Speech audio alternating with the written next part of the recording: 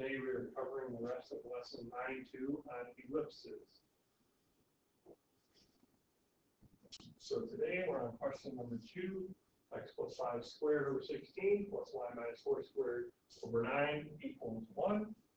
And so, again, based off of which one is the larger number between 16 and 9 is our A, our major axis. So in this situation, 16 is greater than 9, square root of 16 is 4. So that is going to be the length from our center to our vertices, right? Whereas 9, square root of 9 is 3, and then it's going to be the length to our minor or co-vertices. So, center, we've got the opposite of 5, opposite of minus 4, giving us negative 5, 4 is our center. So plotting that point, 2, 4, 5, 4. There's our center. From that point, we're going 4 in the x direction. So whatever's above the larger number 16, we're going in that direction. So 2, 4 to the right, 2, 4 to the left. Now going in the y direction, up 3, and then back to the center, down 3. And here is our graph. Again, just trying to use a curve line to connect the points. So looks a little more like a football, but there's our ellipse. And again, our vertices were negative 5, plus 4, 4, and minus 4, right? So negative 5 minus 4 is negative 9, 4. Negative 5 plus 4 is negative 1, 4. And those are these 2 points here and here. Okay.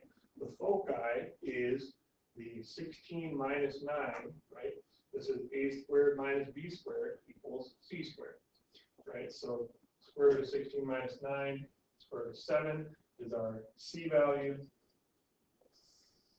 And we are going to use that for the eccentricity in a second, as well as for the foci.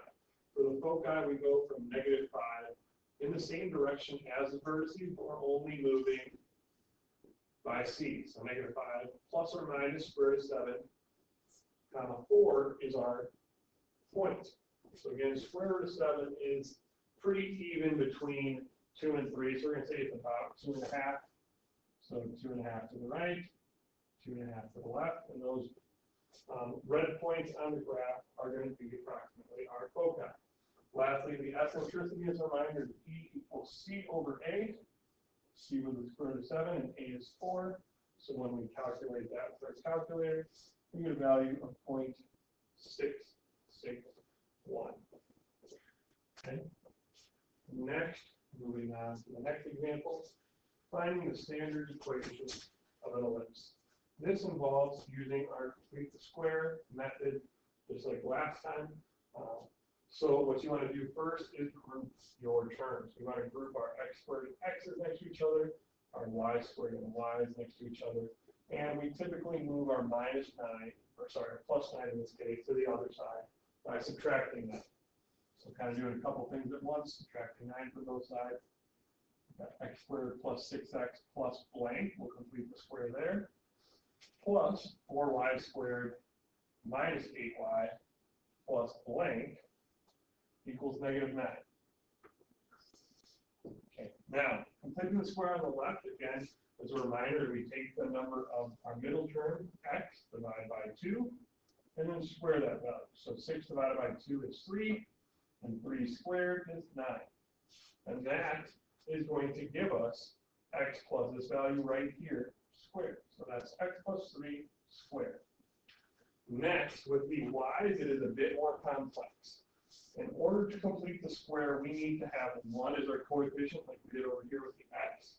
So we are going to divide both these pieces by what we have in front of the y squared, which is 4. So we're going to greatest common factor the 4 out to get y squared minus 2y plus blank. Now, a quick note, I got my plus 9 for my first completed square, sorry, adding a blank to both sides. But here we've got plus 4 parentheses y squared minus 2y plus blank. Now the blank I added there, when we fill in a number, it's not going to be just plus 1 of the number, it's going to be plus 4 times the blank. So we're going to add 4 times the blank to the other side, and now figuring out what that blank is. Again, we're going to take our number of y, in this case, divide by 2. Negative 2 divided by 2 is negative 1. So that to me says we're going to have a y minus 1 squared, right? And then we're going to square it. Negative 1 squared is plus 1. Did we really add 1? Again, no, we added 4 times 1. So that's why we have to add 4 times 1 to the other side. Now extending our page, over here we've got plus 9 minus 9, that's going to be 0. And our simplified is going to be left right here. X plus 3 squared plus y minus 4 squared equals 4. Almost done. We're left with one set. We always equal 1, so we have to divide by this 4 on all pieces. Oops, I'm sorry, I lost the 4 there. That 4 that came out was still there. And now when I divide by 4 on all pieces, we get x plus 3 squared over 4 plus y minus 1 squared. Now it's over 1, so we're going to write that. Usually we wouldn't write it, but because we're writing an ellipse, it's standard to write the a squared and b squared over. Okay. And there is our standard form. Next, same idea, different problem. So continue. Grouping our x's, grouping our y's, and moving the constant to the other side. We have 4x squared minus 8x plus y squared plus 4y equals 8. Okay, we're going to need to complete the square again here. And with the 4x's, but we need to create a common factor first. So taking out the 4, we got x squared minus 2x again, plus a blank. And again, reminder, this is 4 times the blank. So on the other side, we're going to add 4 times the blank to keep it even. And then on the rest of the side, plus y squared plus 4y plus another blank. I like to kind of color code here so we can tell this is a different blank. And that's going to get added to both sides as well. So plus blank, and so throwing in the blanks, half of negative 2 is negative 1, negative 1 squared is plus 1. So we added 4 times 1, and that's in the blue blank. So over here, 4y divided by 2 is 2, 2 squared is 4, so adding 4 in the purple blank, we now are going to simplify here. We've got 4 times x minus 1 squared plus y plus 2 squared. Again, the 2 came from here, 4 over 2. And then equals 8 plus 4 plus 4. So 8 plus 8 is 16. Last step, divide by the 16 on both sides. I do it to each individual piece because usually it's going to simplify in one, maybe a little differently in the other. To get x minus 1 squared over 4 plus y plus 2 squared over 16 equals 1.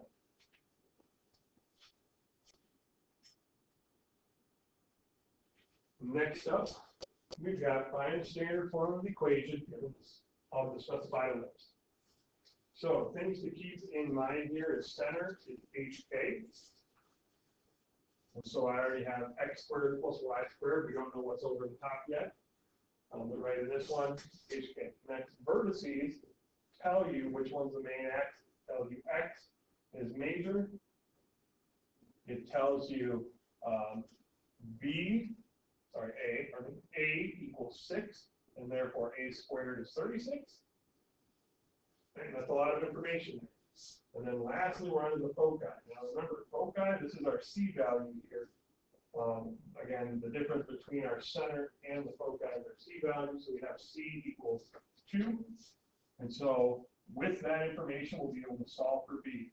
So first, we're going to plug in what do we have. We've got x squared over 36 plus y squared over, we don't know yet, equals 1. So we have enough information to solve. Reminder, c squared equals a squared minus b squared. I have a squared right here. I have c, which I can quickly find c squared. And so I have enough information to find the number that belongs under the y squared. So we've got 4 equals 36 minus what?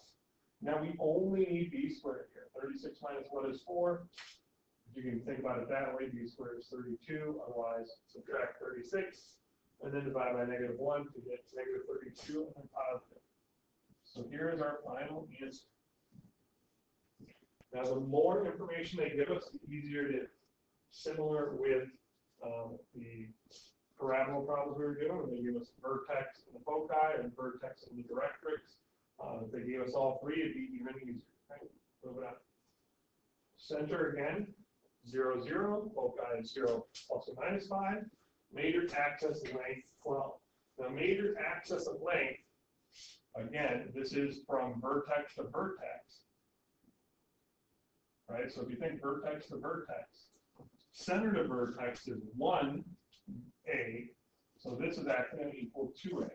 So 2a equals 12, a equals 6, and from the earlier information, foci is 0 plus or minus 5, so c is 5, c squared is 25, and a is under, or major is y, right? Y is major axis.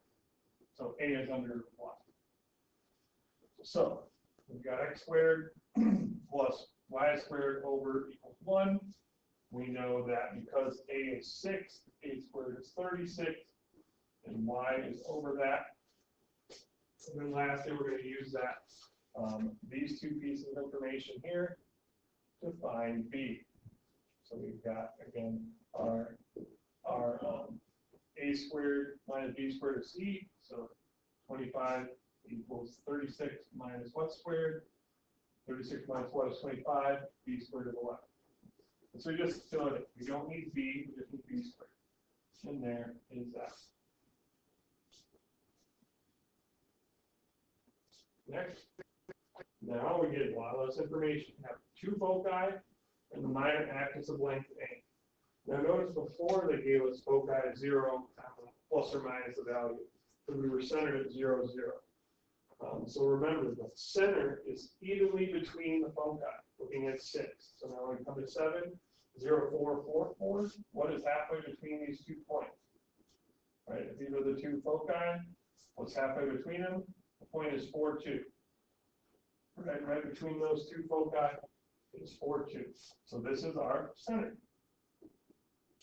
which also gives us HK, clearly, and it also gives us A, sorry, which one is A? X is the major, because X is what's moving, sorry, 4, 4, 2, 4, I wrote it backwards, pardon me. But X is our major, because X is the one that's moving, right, because our foci is on the major axis. And then lastly, this gives us minor axis of length 8, so 2b is 8, so the number under our minor is going to be 4 squared, right? So b is 4, b squared is 16. Okay, so let's see what we have. Let's write down what we have. We've got x minus 2 squared over, I don't think we have a yet, so we don't have a yet, but that's our main one. Plus, moving on to the y minus 4 squared, well, we do have b squared, right? B squared right here, 16 equals 1. And again, we have two of the three important things. Now, I haven't talked about a yet, but the distance that a is from the center to one of the vertex. Either one is our a, right? So going from 2, 4 to 0, 4, that's a distance of 2, even though it's a minus 2, right? And the plus 2 is going to the 4, 4. So 2 is our c value. So c squared is going to be 4, and 4 equals a squared minus 16. So what minus 16 equals 4? A squared is 20. And we're just going to fill that in. Right there, and there is our final.